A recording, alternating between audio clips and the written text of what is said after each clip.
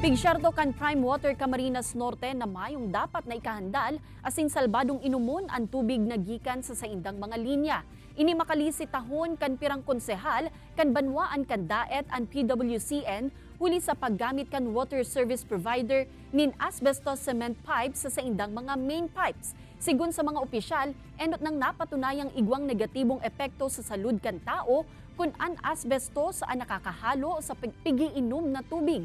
Huli kay ni tinauan doon kan Prime Water na salbado ang tubig digdi huli ta regular man ang pigigibunindang water sampling.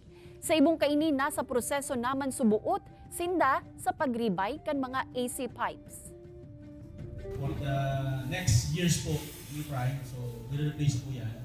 Though sa tagal naman na po na naandito yung ACP pipe sa Camarines Norte.